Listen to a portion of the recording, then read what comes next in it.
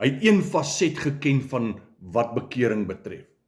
Maar dit het Aquila en Priscilla gekos. God gebruik Aquila en Priscilla, kan jy sien, om 'n nuwe klank by Apollos uit te bring. 'n Klank van, luister hier so, daar is nog 'n doping, daar's 'n doping met die Heilige Gees ook. Daar's 'n ander kant. Daar's 'n ander faset. Hy het nog nooit daarvan gehoor nie.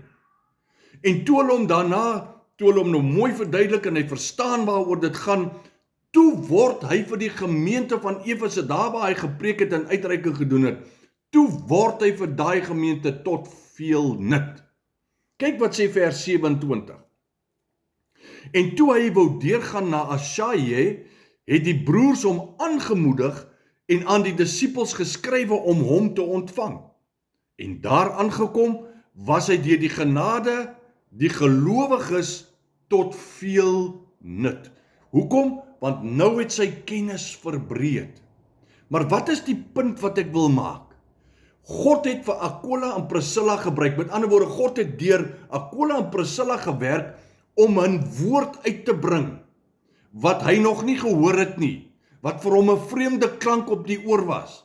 Nou wat Apollos kon gedoen het, as Apollos kon gesê het, nee, ek glo nie die goed nie man. Nee man, ek is nie die goed geleer daar waar ek geleer is in die Bybelskool nie. So hierdie goed klink nie vir my goed nie.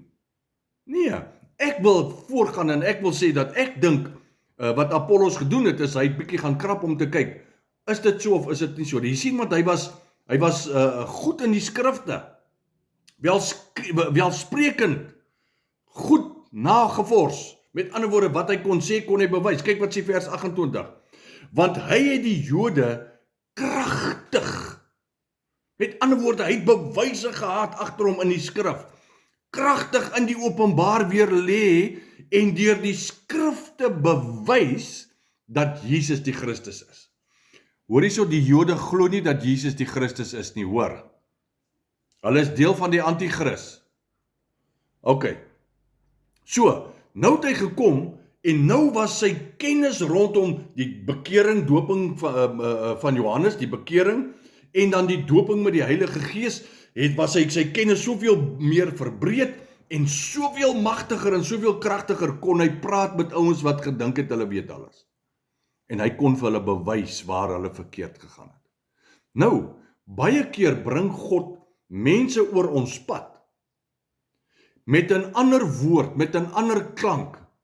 En dit is wat ek vir mense sê, is moenie net sê, ag man, jy praat nonsens, jy's die klitskoot nie.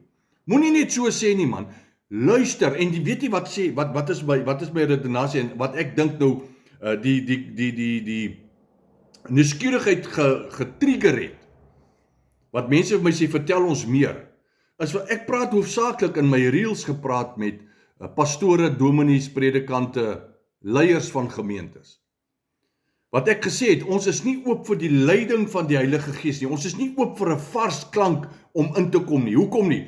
Want wanneer dit kom deur sekere persone, dan val ons terug op ons Bybelskool of universiteit graad, dit wat ek geleer is.